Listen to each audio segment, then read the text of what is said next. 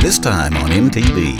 In there, and there was a hog. Pretty sure he was eating a muffler. Took the saws all apart, threw it in his truck, said, I can't work with him. Like the number of chickens slaughtered in the U.S., 10 pounds or something per person per year. I hit 10 pounds in a month. We are in James chapter 3 where James talks about taming the tongue. You can wound somebody unintentionally. Is the word nice in the Bible? The effect of your neck looks like the flock of Gilead or something. I'm saying it's an Audi.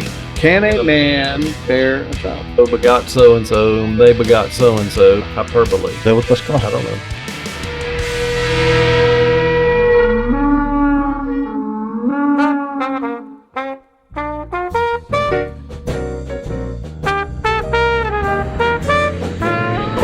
Mike the Baptist. Hey, welcome to Mike the Baptist. Mike the Baptist.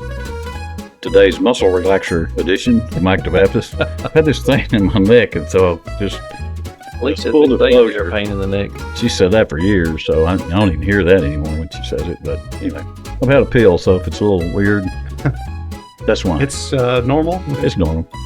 Welcome back, Jason Riccardi. Hey, what's up? Good to see you. Good to see you too. Good to see you. I missed you. Yeah. Always Your aim's do. bound to improve from this distance, though. Took me a minute. It's the pill. That was supposed to help you focus. Hey, Steve Jones. No, that was the other pill. Happy Saturday morning to you. Yes. Good to see you back. Good to see both of you guys back. What are we talking about in the Bible today? That's coming up pretty quickly after we do. We've been talking about taming the tongue, Oh, this is going to be fun. right? It's going to hurt. Yeah. It'll be convicting. It Yeah. ain't going to hurt us because we're going to talk about other people. There you go. Yeah, we're other people. In true church fashion, we're going to aim it at somebody Definitely. else. Yeah. But we'll put that little tag in there that says, now I'm talking to me too, after we blast somebody else. Sure. Anyway, we're going to do that in the middle of the program. And at the end, we're going to play In Your Audi. Always fun. Always exciting. I may stump you guys today. I Yeah. hope you do. That's the That'd be goal. It's kind of fun when you do that. Yeah. You're happy when the other people win, but you're also kind of happy when they don't. It's kind of fun. Interesting. Anyway, before we do all that, comments at MikeTheBaptist.com, email, MikeTheBaptist.com, website, buy a coffee mug. We're all drinking out of a coffee mug. Buy a coffee mug. It'll help pay the light bill. I mean, it'll take like 1,000 of them. Tastes but- delicious. and the coffee's good, but they don't come with it. Also, just watch. Oh, we were on this kick before we took our little sabbatical to get new subscribers, and we got up to 800 and something out there. So That's pretty good. we'll try to. So you're saying 800 people don't have anything better to do with their Saturday mornings? No, they probably all moved on. They probably clicked subscribed and then moved on. I think that's how it works on YouTube. The first episode, they heard me talking. They're like, I can't do that guy anymore. Anyway, where were we? Subscribe or like the program. Yeah, subscribe, like, Yeah. comment. Put a comment on there. That's supposed to be important that people talk about the program, other than just see us in person and give us a hard time about it. Unless you're getting ratioed. What's that mean? Ratioed is a way of showing your displeasure with a post. So there'll be very few likes and just an absolute ton of comments. Really? And so it throws the ratio out of whack, and it's a way of showing that this was a very bad post. I thought he said Horatio. I wondered, did you meet somebody at Walmart? I just lost him right at the front. I don't know. Hey, he knows all this stuff. It'd Right. be really interesting if there was a Horatio in this area. I can't imagine I bet there there is. What about in the Bible? Oh, Today on the front porch, we're going to continue what we started last week because it was kind of fun. I suspect we were just kind of getting started last week because I don't know that the great stories have come out yet. No slide on y'all's stories from last week, but mission trip stories. Last week, HD, I'll start because mine's not going to be exciting, but it'll be okay. Actually, Yeah, let's go with that. It'll be exciting. I think I had two, and I can't remember one of them. I do remember in Haiti when we got in the truck that went from the airport to the town we were going to. Somewhere before we got to the town we were going to, we crossed this bridge over this dry. I guess the ocean. The tide comes up and fills up this like riverbed through this town, Mhm. and then when the tide goes out, it's completely dry. Mhm. And I remember we just first getting there and crossing over that bridge and looking down in there, and there was a hog walking around on the dry riverbed. I'm pretty sure he was eating a muffler off of a car. And somebody explained to me later that some of those animals kind of run wild and free, and they eat anything they can find to eat, just like a lot of people there do. Frankly. Maybe his iron content was low. I mean, Yeah, but it was kind of odd. What's he eating there? It's a muffler. Looks like a muffler off a car. Okay. Anyway, that was just a side note. So what I was going to talk about is Lynch. HC, you mentioned last week going to Lynch, and I've been up there a few times to Lynch. And on my maiden voyage there, I was with some friends of mine, Mike Witt, Keith O'Neill. We were kind of like a three amigos. You took Flamencan. We took Flamencan's my motorhome up there and stayed in it 2 or 3 times in Lynch. And so, well, I wasn't going to sleep on a cot. I'm just telling you. How did you get your motorhome up there? There's some pretty tight roads up in the mountains. I wound up being able to get that thing in lots of places and out. So they actually have a little RV park there. It's a little miniature. There's 8 or 10 sites. I just had to come pick you up or something every day. We're taking that to the job site. I did have a couple Razor scooters. So I'm trying to imagine you on one of those. Yeah, me too. It didn't. It was a lot farther to ride. Scooter? No. It was the foot kind. But. Anyway, so on the maiden voyage up there, it was a funny time. This is not going to be hilarious to anybody else, but Mike, Keith, and I were roaming around town getting to know people, and we somehow got involved with the mayor. It seemed like his name was like a famous cowboy name or something. But anyway, it was funny because Michael Jackson, and then he was whatever he was. But he was enthused about telling us about the town and all that. And he got to talking about the city hall and how they used to, back in the old days, I think it was owned by the mining company or something, and they would bring all the cash money into this building that was now the city hall or something. But there would be like armed people up on the roof of this thing, and the top of it had these little cutouts like a castle. And so there'd be armed people up there, and like when the strikes happened and all. So it was kind of rough and tumble, but the guy wanted to go show us the city hall. So we went with him to the city hall. He gets there, he doesn't have a key. He can't get in the city hall, and he says, well, let's go around back. There's a back door. Maybe it's open. Oh, okay. So we go around back and go up to this little door. It's closed too. He said, man, I'm sorry. And we start to walk away, and I told him, well, hang on a second. And I went back to the back door of the city hall in Lynch, Kentucky, took my Kroger card out of my wallet, and opened the city hall. Broke in.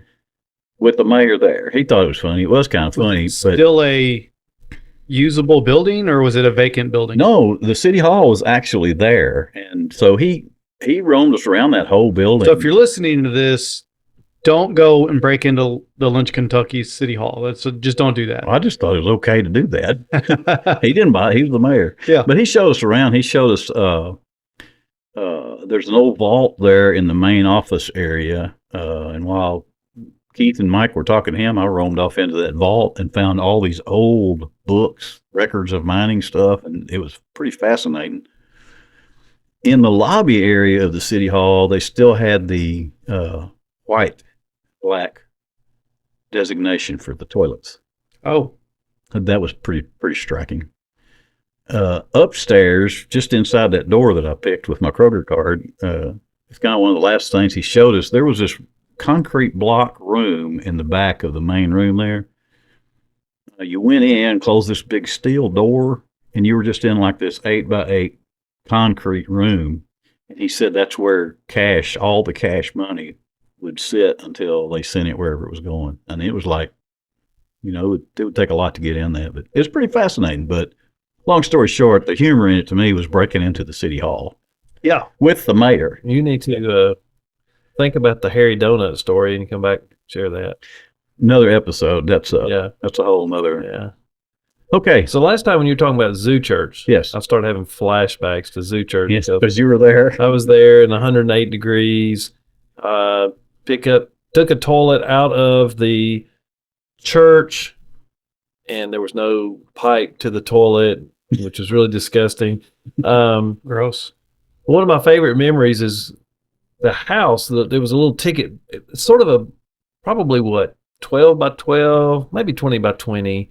Oh yeah, that little room. We were trying to make it would have been the original ticket when we were trying to make the pastor sort of a suite where he could stay there at night and da da da. So we decided to do a refurb on this whole thing. Well, it had a little awning that came off of it, and we decided we're going to do this, blah blah. So while we finishing up breakfast, one of our senior adult men goes out there and he gets up on top of this awning with his one little hammer, and he goes up and he's pulling one tack out at a time, throwing it down, one tack out, And one of our other guys came up with a sawzall, and he's like, "Hey, if you'll get off that roof, I'm just going to saw these posts off at the ground, and that'll fall." This old man just never even acknowledges that anybody's talking to him. Here comes one more nail, finally one shingle. This guy's like, okay, this old guy didn't hear me. So finally he's like, "Hey," the guy looked at him. He said, "If you'll get off that roof, I'm going to cut these posts off and we're going to drag this down anyway and just drag it down to the dump." This old man just turned around. He goes back to the guy that had his sawzall. He looks at me, took the sawzall apart, threw it in his truck, said, "I can't work with him," and walked back off to another part of the project.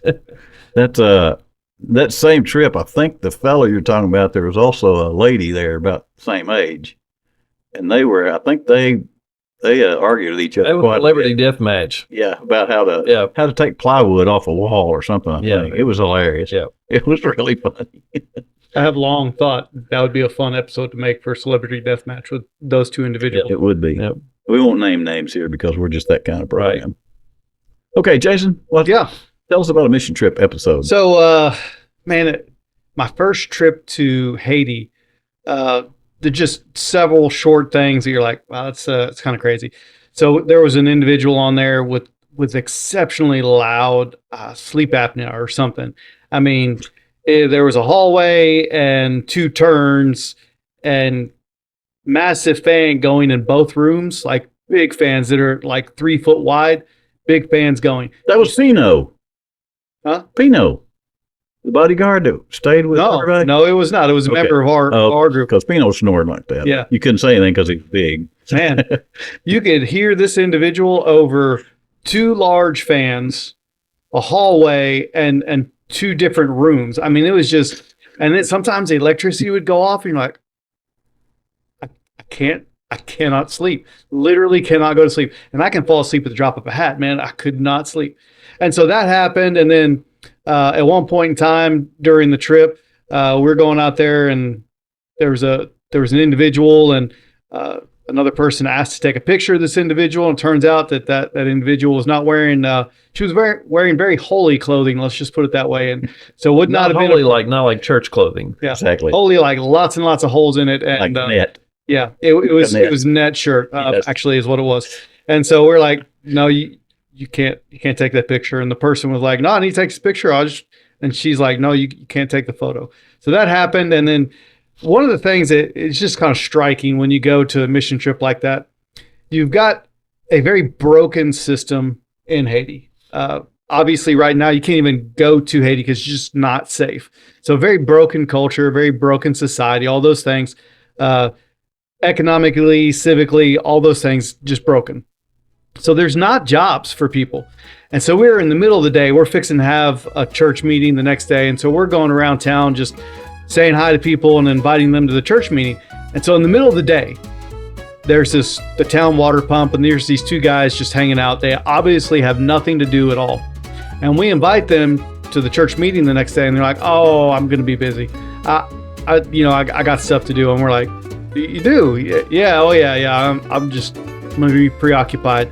And it felt a little bit like I was getting lied to, and I'm pretty sure even in Haiti, people use the same excuses that we hear in the United States about why they can't come to church. "Oh, I'm busy." Like, you obviously have nothing going on. You're sitting at the city water pump in the middle of the day with nothing to do. No job to go to, but you're busy. I got it. Obviously. Yeah, obviously. We're all the same. We are all the same, regardless of where you live, what culture you're born in, what time you're born in. Wherever you go. Yep. Okay. Okay. That's it. More of the story is don't take pictures of a person wearing that top. Yeah. Yeah, I've got one of those stories too I'll talk about from Haiti someday. Okay, let's take a break, come back and talk about some stuff we found in the Bible. Hey, we're back. I forget about the buzzer. Tell us what the buzzer's for, HD. if somebody gets too churchy, Mhm. it's like they want to use a big word like omnipresent. We're gonna buzz them, And why do we do that? Because you just don't want us to be too churchy. That's right. Okay. Jason and I are, pretty much high intellectual type. Oh, yes. Yes, and Yeah. yes. You're just trying to keep us grounded. We appreciate trying that. to keep you grounded. Texas, Greenbrier, Yep. Hey, y'all. Hey, y'all. YAWL. Y'all. YALL. Hey, listen, the Bible's a great book. It's a collection of letters. It's a bestseller. It's a bestseller forever. I wonder how many copies have been sold. There's a record of that somewhere, right? Maybe. I'm always fascinated by how many chickens get eaten. For some reason, that fascinates me because a lot of chickens. You ever look that up? Google that sometime. I mean, Yeah. don't get eaten. I think I read somewhere that Now I've got something new to think about. How many chickens are out there that haven't been eaten? like the number of chickens slaughtered in the U.S. amounts to like, I don't know, 10 pounds or something per person in the U.S. per year. Per year? Oh, I I mean- get 10 pounds in a month. I mean, it may be more than that, but it was like an obscene amount. You think, wow, did not realize I ate that much chicken. In the I'm course of telling a you, year. next time you're at a gathering, Google how many chickens are eaten every day on the planet. It's fascinating. That has nothing to do with normally right here. I like to talk Has about the Bible, zero but do. anyway, the Bible's fascinating. Maybe it does. Because we're going to be Chickens talking eat- about James chapter 3, which talks about taming our tongues. Do chickens have tongues? So many things to look up. Right. Speaking of which, we're moving into that segment. How about one of y'all lead that? I'm just saying. Well, we are in James chapter 3, where James talks about taming the tongue, and he talks about, again, he kind of compares it to the rudder of a ship, and he talks about how such a small thing within our body really represents kind of who we are. It really tells us what's on the inside, and so James talks about how important that is. And so what we find kind of interesting in this group is that we're going to talk about how other people should tame their tongue because we have not mastered that yet. Not even close. No. Yeah. And so the power of words really is what James is talking about. And maybe y'all can share some of that, why that's important, the power of words. Well, I'll tell you, when I was first called to ministry, I mean, James has always been one of my favorite books of the Bible, but when I was first called to ministry, like almost immediately after, I was reading through the book of James, and James 3:1 was a passage that just jumped off the page at me. And it was one of those things where it was like, hey, look here, you big dummy, this is something you need to hold on to. And it says, not many of you should presume to be teachers, my brother, for you know that we who teach are judged more strictly. And I was like, man, it was one of those wake up calls to remind me that what I was being called to do was something that was very serious and I should take it seriously and just watch my tongue. So, yeah, I've not been great at it. Not good, but probably better than I would have been, I'm thinking that I've always had a problem with a tongue. It got me in a lot of trouble when I was a kid. Still gets me in trouble once in a while now. But you ask about words. Words mean a lot to me. I'll give you a second on that. Words mean a lot. Anyway, that was funnier in my head. But yeah. I appreciate the depth of vocabulary that you use there. Thanks. Yeah. You got the joke, didn't you? Words mean a lot to me. Mhm. Okay. It wasn't my joke. I heard some kid say it once in a grocery store, and I thought, that's really funny. What was your original question? It was about words. Yeah. So any examples of where you've used words to encourage somebody or maybe to tear down somebody? Okay. So, being involved in the churchy situation. Which we were, going to talk about other people mostly. Right. Yeah. We'll talk about ourselves some, but I was thinking I was actually going down a good road here because I can think about times somebody's been in the hospital, especially if it's like a really bad accident or something, and a church family likes to go be with people. And Is there a good accident? Well, no, it's not a good accident, but I'm saying, Especially in a bad accident, I'm like, is there a good one? no, I'm thinking of good words. Oh, gotcha. Okay. And where that's coming to is finding yourself in a situation once in a while where Just FYI, I was filtering some of the, I was trying to exercise control over my tongue as that conversation was going on. yes, exactly. Anyway, I'm just thinking about, you can say things in situations sometimes using very simple things that you think don't mean much, but you find out later that somebody needed somebody to say something, anything, and you realize, there's a lot of power in just being there at times, but there's even more power in a little phrase or something you say that to you means absolutely nothing, but years down the road, you run into somebody that says, you remember you said such and such, and it makes you think that it might be good to use a little caution. Some of us like to talk a lot once we get going. Not pointing anybody out at this table here, but I think it helps to use a little bit of caution. And I guess the older you get, the more you realize that too, and the more you kind of sit back when you could say something, and it might be just smarter just to wait for a little bit. And, I don't know if that's what you were talking about, but yeah, that's and for all of us, it's a different scenario. But James also talks about, be quick to listen, slow to speak, and even slower to get angry. And I know for me, I'll just say for me, one, if I get angry about something, I'm too quick. My tongue is too quick. My wife has even told people, don't go down this road with him because you're gonna lose. You're gonna lose at this, and it's too quick sometimes, especially critical. And then funny is probably my kryptonite.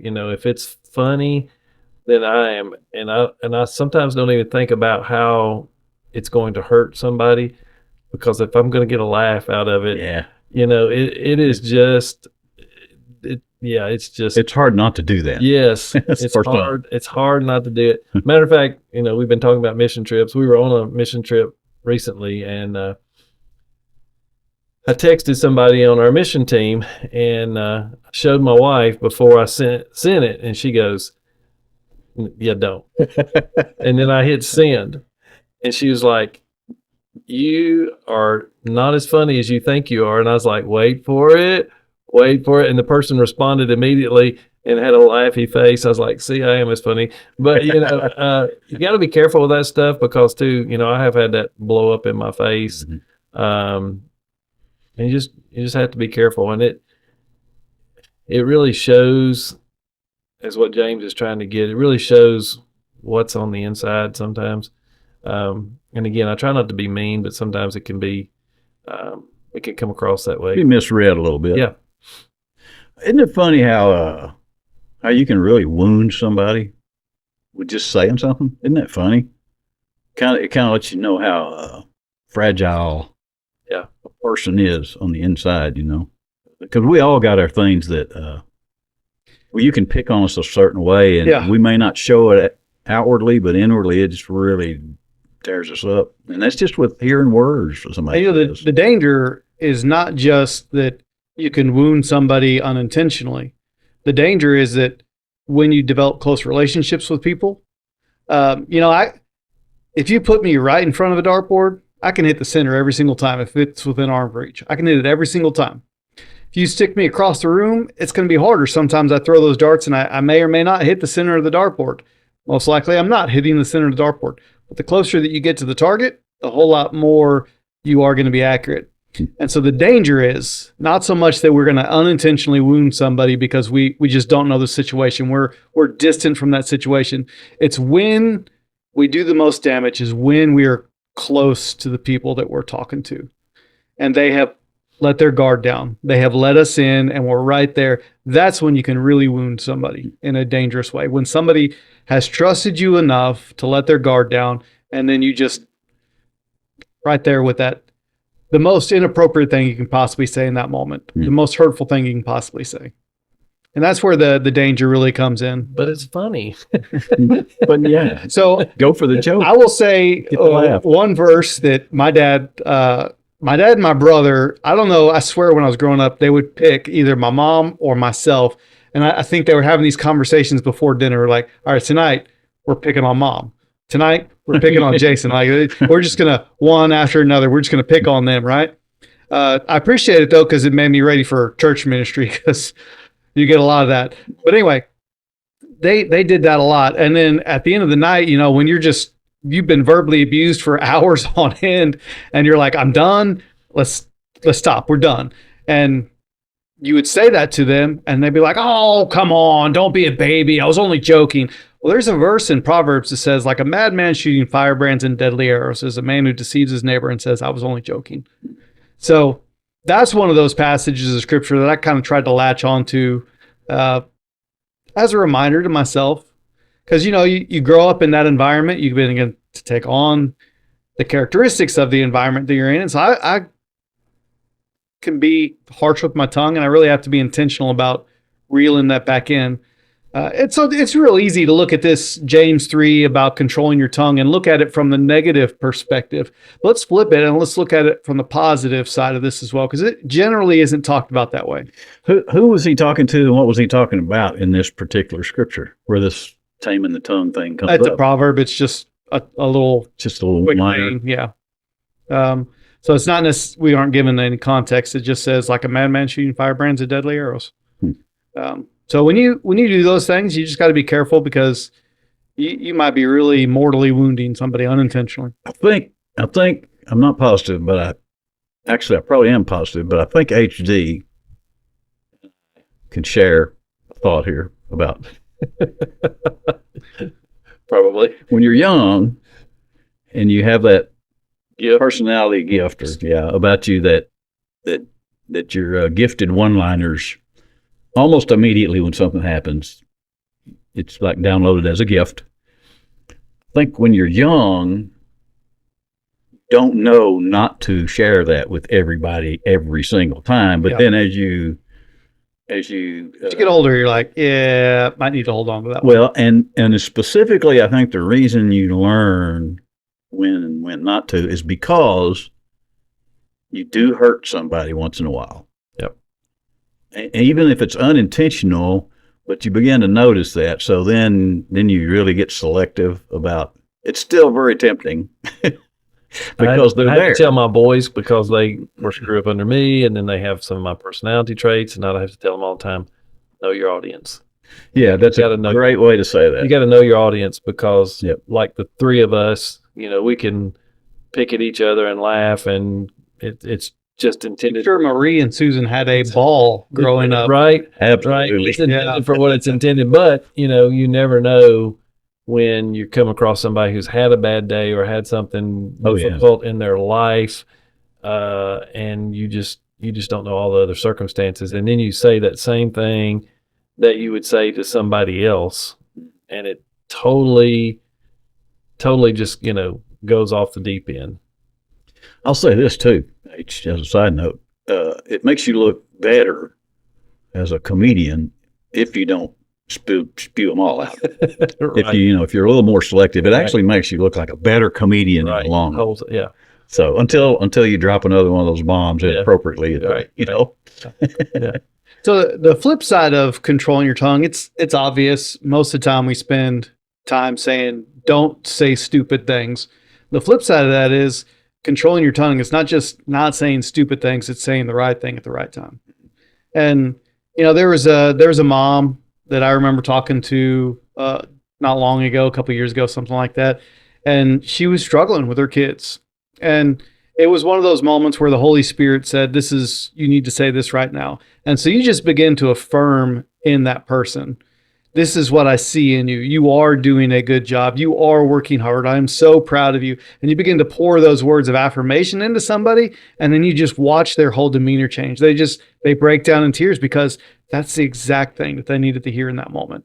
And so that's the flip side of controlling your tongue. It's not just not saying stupid stuff. The flip side of it is, if you're paying attention to the Holy Spirit, that quick tongue that you have can be used for good and not evil. you know? And so you have the opportunity to just really lift somebody up in a way that maybe God specially gifted you with a sharp tongue, because maybe sometimes you need to actually use it to lift others up. Here's an odd example. Church conference meetings. Those are some of, Well, anyway, whatever. what I'm getting at is I've been in some of those where people began to get Heated. and when people start sharing, and I have found over the years, this is a good time, HD, for a funny comment placed at the right time, because it'll bring that whole thing back down a little bit. That's a good controlled use, I think, maybe of the tongue, because people can get really hot, not just there, but everywhere. And I'm not saying you can use humor in every situation, but once in a while, a good little planned word like that seems to kind of Humor can diffuse the tension. diffuse is a good word, kind of bring the level down a little bit. But it's interesting because in church circles, you have a tendency to think about taming your tongue as being a negative, just the negative. But I hadn't thought too much about taming it into the positive things. That's a good word right there. Interesting. I'll have to work on that. Yeah. So there's good in this, Right, AC. right. There's a lot for you and I. I know we all probably can point to specific things in our life where we've done the wrong thing. The flip side of that is when you want to say the wrong thing and you don't. I remember one time I was growing up, I was a lifeguard, and there was a girl that was making fun of an aspect of my body or whatever.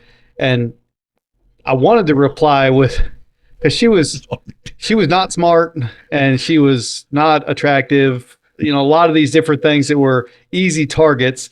And I'm thinking of all these different things I could say in the back of my head that would have just returned her comment back on herself. And instead I found myself saying, we all have things about ourselves that we don't like. And then I went on to just kind of affirm it and whatever. And in doing that, I was able to diffuse the situation as well, because she was being really hateful and rude. And it's just one of those things where you can also turn it around and make it into something positive. Mm-hmm. Yeah. And you can make it a teachable moment rather than a rage-inducing moment. I like to, right about this time, I like to talk about people that may not be saved yet or unchurched, whatever you want to call them. But this is a good thought about that well-timed word, because you can really offend somebody who isn't soaked up in this stuff all the time by saying the wrong churchy thing or being a Bible thumper. You can really say something to run people off. But if you use a very calm, well thought out statement to somebody that kind of reaffirms them they're human, that God might actually love them for no reason, he just does. I could see where a simple word like that would be a really good time thing in those situations where, I don't know, it's just me, but I think a person who's not already saved and all, that we could unload so many gibberish words on them that don't really mean anything to them, and they'd have to study for a month to understand. There's a passage of scripture we actually just talked about recently in youth, and it's the woman at the well. It's a passage of scripture that a lot of people are familiar with in the Bible, in the New Testament. And Jesus, the phrase is he has to go through Samaria. Well, most people avoided Samaria if they were good Jewish people. They avoided Samaria when they were going from Judea to northern parts of the Israeli kingdom. So they could get away from that. They would literally go hundreds of miles out of their way to avoid it. Well, Jesus had to go through there. And so he went and he meets this woman where she is. And one of the things that kind of hit me as I was teaching through that passage this time is we need to remind people, do you really believe that God went out of his way to find you? And that might be one of those intentional words that we can catch people's attention, is to remind them that they're human and that God loves them as they are, where they are, and he went looking for them. And that story really tells us that Jesus went out of his way to meet people where he was. Jesus asked hard questions. He had control of his tongue, but he had control of his tongue on purpose, for purpose. He asked her about her sin, and he did not shy away from asking her about her sin. He said, go get your husband. And she said, I don't have a husband. In fact, Jesus said, I know the guy that you have now isn't your husband, and you've had 5 before this. So he called her out on her sexual sin and all that kind of stuff. But Jesus did it all on purpose, for purpose. Part of an aspect of controlling your tongue is you're intentionally looking for those opportunities to turn people towards Christ. And I think that's part of the James 3:1. Not many of you should presume to be teachers, my brothers, for you know that we who teach are judged more strictly. We have to be, if we're going to be leaders for the kingdom, we have to be intentional about the way that we use our words and our time. That's right where we started. So I'm going to be in timeout is what I'm understanding. Man, Basically, I don't believe in purgatory, but you'll have company. Yeah, and again, the Bible talks about, giving an account for every word, any idle word, and we just have to be careful about that. And I do think when we encounter people, again, you got to read your audience. It's okay to cut up with people, and it's okay to have fun with people, but a lot of times we need to give that word of encouragement, that word of helps, and sometimes even a chastisement word. I mean, Jesus looks at the Pharisees, he's like, calls them brood of vipers and whitewashed tombstones, and you're a leader of the law and you don't understand this, and so that probably was not taken very nice, but no, they were not excited about that. But he meant it to sort of punch them in the nose and get their attention. And sometimes, when we love people enough, we have to tell them truth, even when it's not comfortable to us. But that can be done it can be done in a way that's not. And so the whole thing, I agree with Jason. The taming the tongue is not just because some people will be like, well, I'm taming my tongue. I just didn't say anything. Well, not saying something might be the worst thing that you could have ever done. It's allowing God to control the tongue. Yeah. And not being your thoughts, but being his thoughts. And so I know I need to continue to work on that. Don't we all? Yeah. Say something really spiritual. Well, I was going to share a story. This might be the spiritual thing you're looking at. So part of taming your tongue is knowing who you're talking to and knowing how they need to be talked to. They're working with students. You got kids that haven't fully developed all of their restraint mechanisms in their vocabulary and their speech and their actions and all that stuff. And so they may not know when the appropriate time is to do something, and maybe it's not the right time to be just cutting up and doing all this crazy stuff. And there's one student in particular that I learned a lot about myself and about interacting with him when I found out if I called him out publicly for doing stupid stuff, it was just going to escalate. Part of controlling your tongue is knowing how to communicate a truth to somebody. And this student needed truth communicated to him because what he was doing was wrong. But I found out that there's a way to communicate that gets their attention, but doesn't derail the moment. And for him, it was not calling him out in public. It was catching his attention and just even mouthing the words, come on. Mm-hmm. And when I would do that, the response was totally different. Same thing. Gentle answer turns away wrath. It's not controlling the tongue. It's not just controlling your tongue. It's knowing how to communicate that truth to somebody. It is. So good talk about tongue. Yeah. Controlling it. It's kind of self-explanatory in a way, isn't it? I think the beautiful thing too, we always kind of try the bigger picture of the Bible. How awesome is it that God talks to us about the small details of our life? It's not just have faith, repent, but hey, even how you talk represents. And so again, if you hadn't tried it, try it. Try it. Give it a shot. Yep. God does love you. I'm convinced of that. Absolutely. I mean, Billy Graham did pretty good with that message. Yep. Just basically all he ever said. And a lot of people. Speaking of drawing people, in your Audi's coming up next. Hey everybody, it's time to play America's almost favoriteest new game show, Any or Audi, where we challenge our guests to figure out if a phrase we give them is actually in the Bible or out of the Bible. Sharpen your wits, guest. You're about to be in the hot seat of Bible stuff, because you're the next contestant on Any or Audi. Here's Mike. Oh, I can't hardly wait. I have to, but I can't hardly. Got the tingles? You know what? Why do people say I can't hardly wait? If you have to wait, you have to wait. Anyway, in your Audi, we're just going to say stuff, ask you, is it in the Bible or out of the Bible, any or Audi. Right? I'm moving along here because the muscle relaxer is really kicking in. Okay, we're good. And you're not going to have to play mine at half speed to sound drunk here in just a few minutes. It's going to sound that way. Anyway, I'll start. It's me and who's the other? Are you the other one? Jason. I have one. Jason has one. Yep. HD is the sitting duck. Sitting preacher duck today, folks. I don't know what that means. Anyway, is the word nice in the Bible? Timer has started. The word nice. Is that in the Bible? Or is that not in the Bible?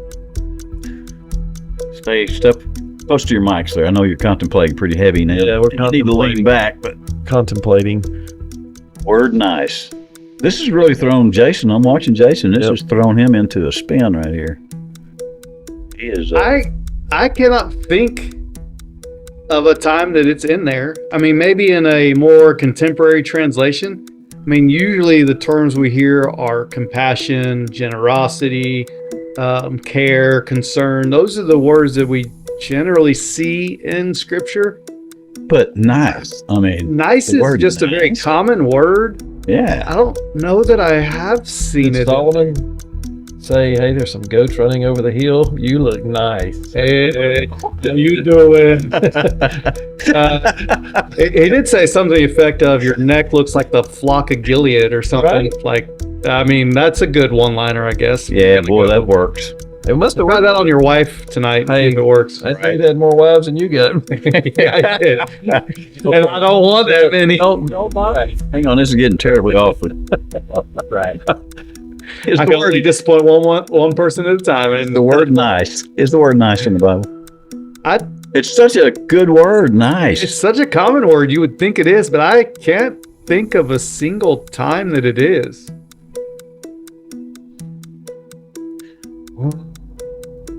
But isn't that the case within your Audi a lot? Is you can't really think of a time that you remember reading something or seeing it. But actually, I'm asking the question. I'm not supposed to be in the argument. I get so wrapped up in something. We keep going. Just maybe you'll give us the answer. I have a chance to lose twice today. Yeah. Nice. Nice. And it's not pronounced Nice like the town in France. No. Nice. I can't think of it. Most biblical stories did not take place in France. You know, you're just exactly right. Yeah. Crepe's not in the Bible, I don't think. No, I don't think so. Crete is. Crete. That's a different place too. Yeah. You saying no? I don't think so. And watch it. He's gonna be like, yeah, it's used like 500 times. Right.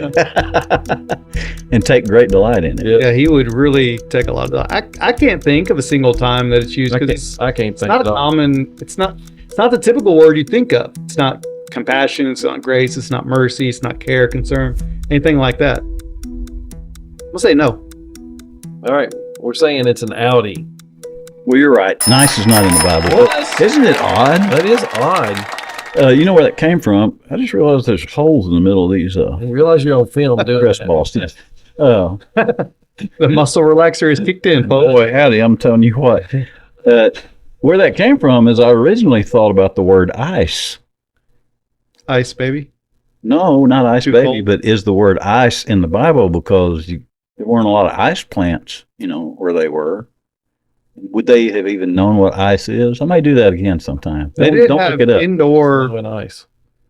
They did in a pit on a snowy day. Yeah, they did have a way of cooling the indoor of your house They had air with conditioning. aqueducts. Running water and stuff. Yeah. Yeah, they're actually pretty clever. Yeah, But Did they have ice machines? No. Anyway, so no, you're right. The word nice is not in the Bible. Oddly enough, but it makes you think immediately. But yeah, I was like, It's such a kind word. right? In fact, I was reading some comments about that, and commentators all kind of mention kindness is used a ton, Yep. but the word nice. So, okay. Jason, it's your turn. So there's a phrase today that just, I hope it does not make it into the actual vernacular of people, like the everyday common That language. means what? Yeah. They just talk. Pregnant people is a word that some people are trying to push. It's not. Are we going pregnant DEI women here? Huh? Are we going DEI? Because I'm ready for this conversation. Well, but yeah, maybe a little bit. Okay. Anyway, so it's pregnant people is garbage. Yes, you are a person. Yes, you might be pregnant, but it's trying to avoid the fact that women have babies, right? Yeah. So that makes me think, is there anywhere in Scripture where it says something to the effect of, can a man bear a child? Because we like to use the phrase pregnant people to get around. Is the big way to say it. Yeah. But Can a man bear a child? I think probably so, HD. That's my gut. You think that pregnant men is a thing? No, but that's not what you asked. You asked, is there anywhere in the Bible where it says, Can a man bear a can a child? man bear a child? It sounds like that would be in there to me. So and so begot so and so. They begot so and so. Yeah. Well, I can see where one of the wise people would say, but, can a camel fit through the eye of a needle? Can a man bear a child? Oh, I see what you're saying. So like a hyperbole. Yeah, is that what that's called? I don't know. Camels can fit through the eye of a needle if you have a really big blender. Ooh. That's way out there. I work with students, people. Oh, gotcha. Yeah, students love that one. Blender. You have a good blender. It sounds to me like that could be like maybe even a proverb. Can a man bear a child? Yeah. Doesn't it kind of sound? I know he might be sneaking up on us here, but Well, he is. he tied it to the whole Yeah, he's trying woke thing. He's trying to get us to think woke.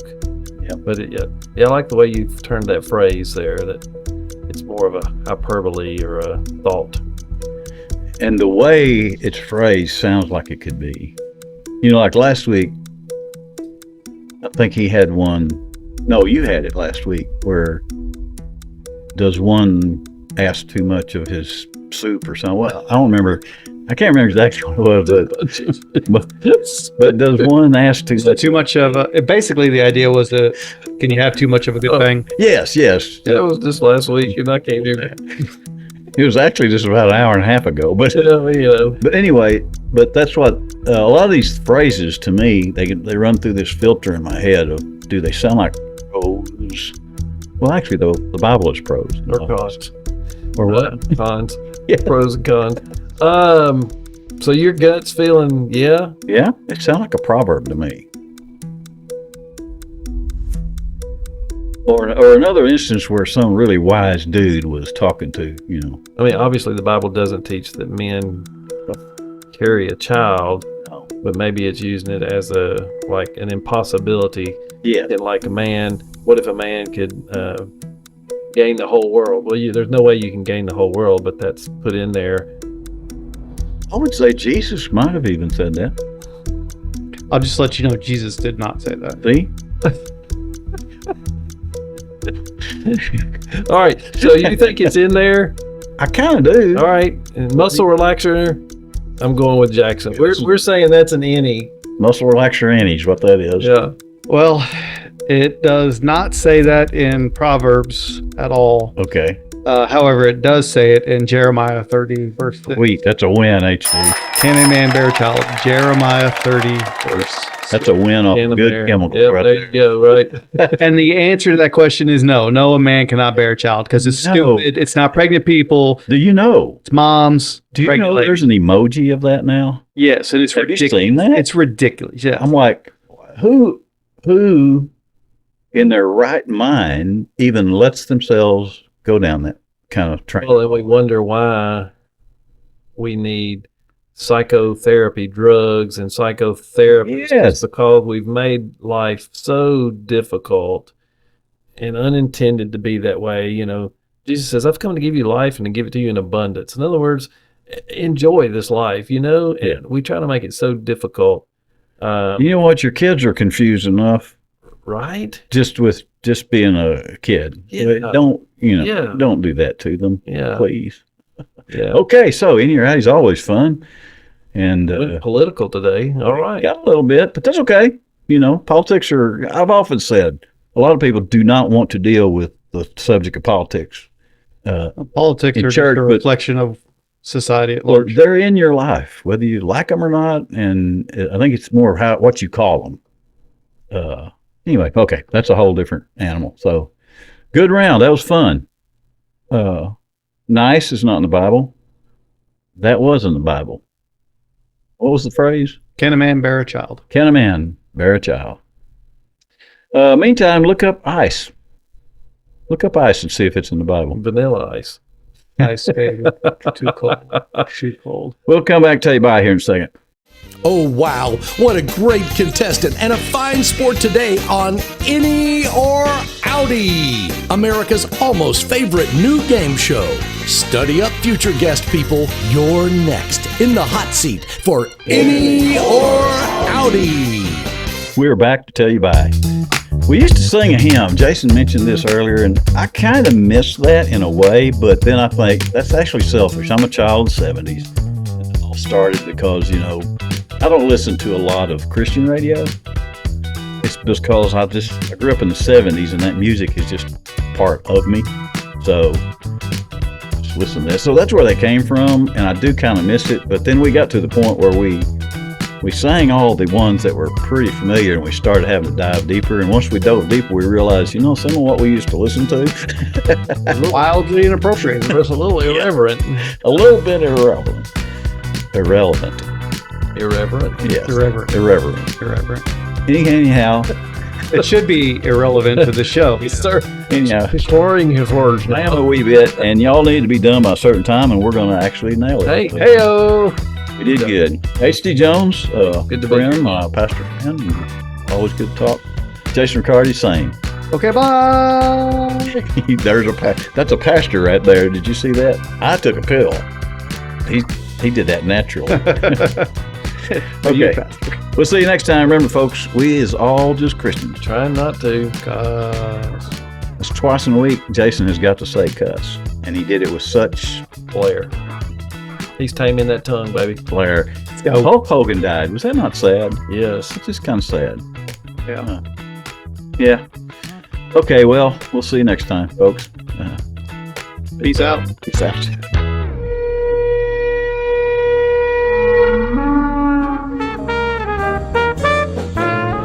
Mike, the Baptist.